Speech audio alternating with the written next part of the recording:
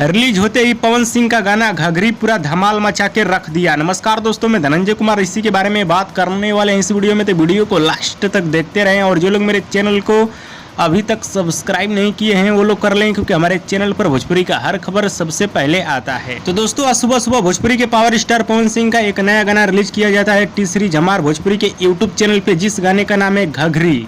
पवन सिंह का ये गाना रिलीज होते ही पूरी तरह से धुआं मचा के रख दिया है, क्योंकि पवन सिंह के इस गाने पे बहुत तेजी से लाइक और व्यूज और कमेंट्स मिल रहा है। जब मैं ये वीडियो बना रहा हूँ 5 घंटा हो रहा है, 5 घंटे में इस गाने पे 1 मिलियन व्यूज मिल गया है और 87,000 लाइक्स मिल चुका है और 17,000 कमेंट्स, जो कि बहुत ही अच्छा गाने पे रिस्पॉन्स मिल रहा है।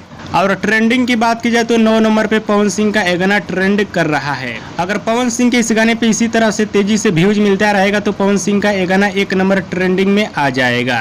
और पीछे से हनी सिंह भी आ रहे हैं, महामुकाबला होने वाला है ट्रेंडिंग वाला सेक्शन में। और देखिए ट्रेंडिंग वाला सेक्शन में कौन बाजी मारता है। और कई बार पवन सिंह और हनी सिंह में ट्रेंडिंग वाला सेक्शन में मुकाबला हुआ है, कभी हनी सिंह आगे निकल जाते हैं तो कभी पवन सिंह भी आगे निकल जाते हैं।